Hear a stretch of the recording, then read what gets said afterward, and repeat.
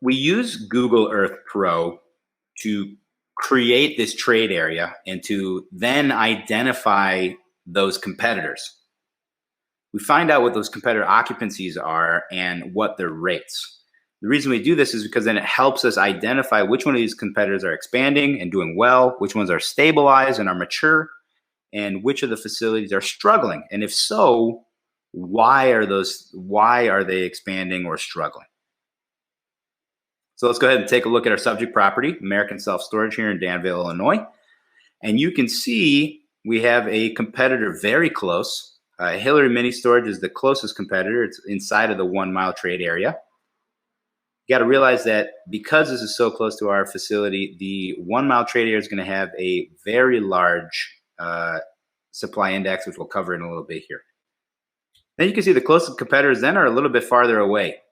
You have Tilton Mini Warehouse, Palmer Storage, Danville Storage, and then you have Extra Space Storage. Extra Space, that's a great thing to see because that means that a REIT, a real estate investment trust, which usually invest on timelines of 10 to 30 years, as opposed to my timelines, which are usually 3 to 7 years, they see that demand is going to increase over that timeline. So that's usually good news for us as a non-REIT investor operator. So how do we do this competition study? Well, we secret shop. So what we'll do is we'll call all the competitors. We'll ask them what their rates are. If they have a website where they post their rates, we'll ask them what occupancy they're at. If they're hesitant to give us the occupancy, we'll just ask them, hey, are you above 90%? And if it's a yes, that's usually a good sign for us. We'll do a physical secret shopping. We'll actually go to the facility and we'll ask the manager to show us around or ask if we can maybe walk around the facility before we decide to rent there. And then we'll count the amount of locks on the units. We'll count the number of manager locks, which are usually a different color, usually red. Those manager locks will show if it's only the manager lock on the unit, that means it's an empty unit. If it's the manager lock on a unit plus another regular colored lock, that usually means that there is an overlock because the tenant hasn't been paying their rent. And then we'll double check the numbers by paying for a feasibility study. One of the people that we like to use is Bob Copper. These feasibility studies are usually required by banks when you're buying facilities, especially if they're larger facilities. And these will usually run you about $5,000 to $10,000, but you don't usually pay for this until you know without a doubt that you're going to be moving forward with this property. So let's look at the competition study for Danville Self-Storage or American Self-Storage here. So as you can see here, the closest 5 competitors, all within a 5 mile trade area. And what I want you to realize and look here is you can see that our closest competitors are at 98+% occupancy. That's huge. That tells me 2 things. Number one, that tells me that there's a lot of pent-up demand in the area. And number 2, what it tells me is that there is that the market is not pricing high enough. You never really want to go above 90% occupancy because that means that you're not charging high enough on rents. Now you can also see below that Danville Storage is at 31.2 or 31.8%, and the Extra Space is at 20%. But the reason why is because Danville Storage recently tripled the size of their facility because business was so good. And then Extra Space, which is the REIT, they came in and they built a new facility because they see growth in the future. Like I said before, rule of thumb is you want to be at about 90+% occupancy, which means that there's unmet demand in the market. New developments by large REITs is a very good sign. That helps not only the market, but it also helps your facility because the REITs are usually going to spend a ton of money on their marketing campaigns. And what you can do is just undercut the REIT by $3 to $5 per unit, and all the marketing they spend on the internet, those tenants will see that you're just slightly cheaper than the REIT, and they'll actually go to your facility even though you didn't pay for any of that traffic. When you see existing competitors expanding, that's also a good sign. That means there's a lot of demand that hasn't been met yet. All right, so now we've covered traffic counts, demand drivers, and demographics. We just finished the competition study, which was favorable. Now let's look at kind of the bread and butter of a self-storage investor, and that's the supply index number, which is an analysis of supply and demand. It's actually a ratio. So the supply index number, what is it? Well, it's the measure of supply and demand in the market, and it's calculated using the current amount of self-storage in the area divided by the population in your trade area. So an easy way to write this equation is supply index number equals net rentable square feet per capita in the trade area. The reason it's the net rentable square feet is because you may have a large Class A facility, a third generation facility that's all internal, such as Extra Space in this market, and 30% of that area is actually used for offices and hallways and utility closets and bathrooms. So you actually lose a little bit of efficiency. So let's go ahead and look at the supply, some just general information about supply index. The national equilibrium is about 5.83 net rentable square feet per capita. The supply index, it changes though based off of density type. So for example, if you're in the city center, if you're in downtown Chicago and on a 1 acre property, there is a skyscraper, and there's 1,000 people in that skyscraper, your supply index number is going to be naturally higher. So it's not uncommon to see 12, 13, 14 net rentable square feet per capita in these, urban city centers, high density areas. Now, when you look at, say, a rural area, there may be one person every 3 acres. So those supply index numbers will be much lower. They'll be in the 4 or the 5 or the 6 net rentable square feet per person. So we usually like to aim for properties that are sub 5 on the supply index. But if we find one that's sub 3, that's a slam dunk deal. Usually, if there's a deal that all of a sudden, once we're done doing the underwriting, we see that it's 3 or below on the supply index, we'll immediately send earnest money and a signed contract for that property because we just want to lock it up. These deals are very hard to find. So how do we find this supply index number? Well, the very first thing is we go back to our old friend Google Earth Pro, and we do a desktop underwrite. We first find the net rentable square feet for each competitor using a measuring tool, and I'll show you how to do that. So let's go ahead and look at Hillary Mini Storage, which was the closest competitor just down the block there. So what you'll do is you'll go ahead and click on this little button here that is a polygon tool, and that will allow you to measure the outline of these buildings. So let's go ahead and measure this little building here. And you can see once you finish the polygon, it'll tell you exactly how many square feet that building is. Now, all these buildings look like they were built pretty much the same. So you can just multiply that by 5, and that will be your net rentable square foot for this competitor. But if the buildings are different sizes, which is very usual, then you can just measure each one of these and add them up. There is one thing to know, which I kind of touched on slightly, is for climate controlled storage, you need to remove about 30% of the gross square footage towards loss so that you can get a true number for the supply. So let's use the example of that REIT that's in our market, Extra Space Storage. Their gross square footage is 78,000, which means that their net rentable square footage is probably around 54 to 55,000. And I'll show you how we did that. So here is the Google Earth Pro again. There's Extra Space Storage. I actually cut out a little bit of this section because this is a gym. I actually walked into the gym and just walked at paces just to see how far back they went. And then this used to be an old grocery store. So they converted this here. So what you're going to do is you're going to measure that space. You can see it's 78,000. Then you multiply that by 70%, or you remove 30% of that, and that will give you your net rentable square feet. So let's look at the competition study for this subject property here in Danville.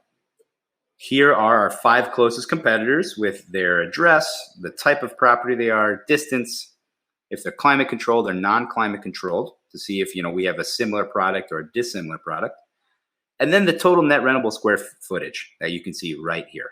So that's after I did all the calculations on Google Earth. Then what you do is you go ahead and take the population in that area and divide it by the concentric circles, the net rentable square feet in each one of those circles. So for example, make sure to look at the geography for the appropriate trade area. So this area, we're not going to use a 1 mile trade area. We're not even going to use a 3 mile trade area because that's just too small for how rural of an area this is. So we're going to use a 5 to a 10 mile trade area for this type of property. And what you can see is once we divide the net rentable square feet by the population in each one of these concentric radii, you'll see that the supply index numbers are coming out pretty favorable. So in the 5 mile radius, you're looking at about a 6.1.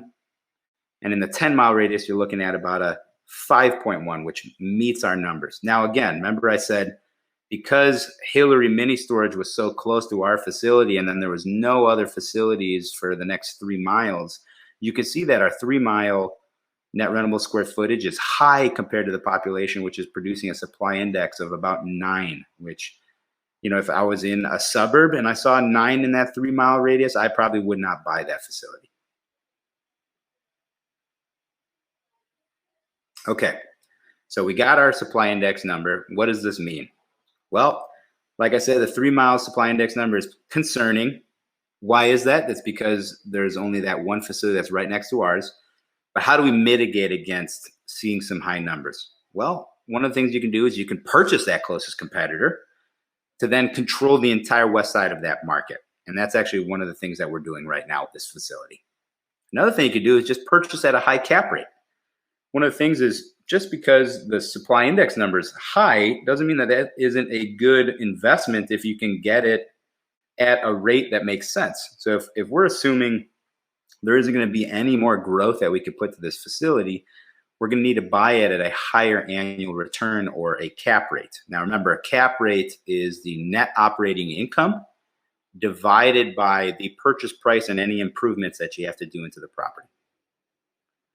We like the 5 to 10 mile supply index. Those are much better. And the location of the competition is a plus because they're all kind of clustered together, leaving a large part of the market for us. All right, so now let's go over the agenda here. So we did the traffic counts. We got the demand drivers and demographics. We just did the competition study. We figured out our supply index number. It is favorable. It needs slight mitigation. Now let's look at the actual property itself. Now we will never get to this point unless a property already hits pretty favorable on these first 4 topics here. So with a property analysis, what are the things that we're looking for? The very first thing is we're looking at the unit mix. That means the types of properties or the types of storage units, the size and what they rent for. The financials of the property, of course, because this is a commercial grade asset, it's valued based off of the income generating potential. We're going to be looking at the condition of the structure itself. And then we're also going to be looking for any type of value add opportunities. So when I see storage facilities like this, I don't get scared. I actually get excited. That to me looks like money. That looks like a lot of value add I can do, a lot of appreciation I can force into the property. So let's go ahead and look at the unit mix of this property here. So we want to look at the unit mix because we want to make sure that it's appropriate for the area that it's in. So for example, because this is a rural area, usually the types of units that are more popular for these geographies are going to be larger units. These are going to be tenants or customers that are storing ATVs or boats or large equipment, maybe tractor. Maybe they're a small business and it's a machine shop or a wood cutting shop. Now, if you're, say, in an urban core like downtown Chicago, you're larger units, those 30 by 30 or those 10 by 20s that most people in the rural areas like, those will just be too large for the urban core. The smaller units are the ones that are more advantageous in these areas, usually the 5 by 5 or the 5 by 10 foot, so 25 to 50 square feet as opposed to 300 to 600 square feet.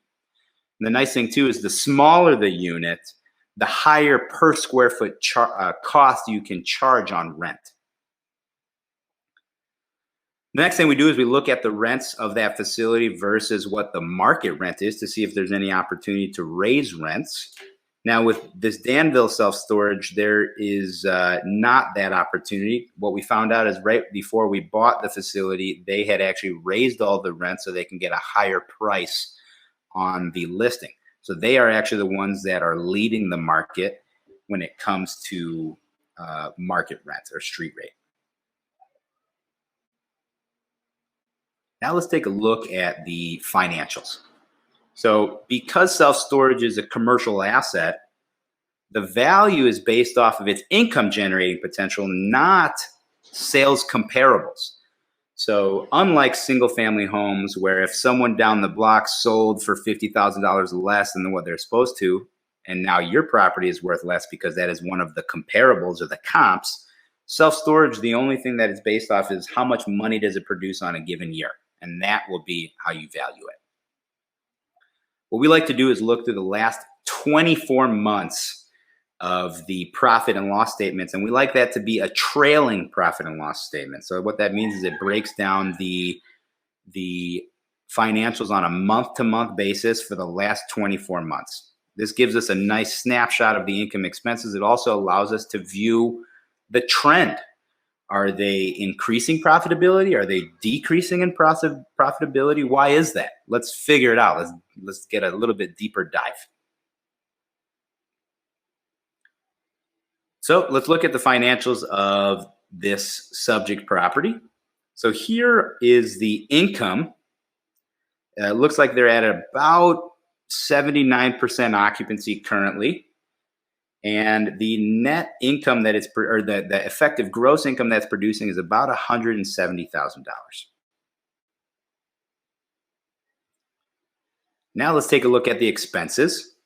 And you can see in total, there's about $67,000 in expenses when we looked at the last 24 months or last 12 months of financials, whatever was available to us.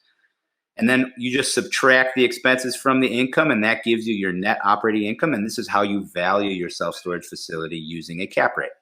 So this facility nets about $102,000 a year. So what does that mean? Well, the property was listed for $800,000. We thought that was a reasonable price. So we went ahead and put under contract at $800,000. And after we did all of our numbers, you can see here that we're walking away with a 12.7% cap rate. That is a great number. So what cap rate is your annual return if you were to pay for the entire facility in cash. So that means that every year you're getting back $102,000 on the $800,000 that you invested.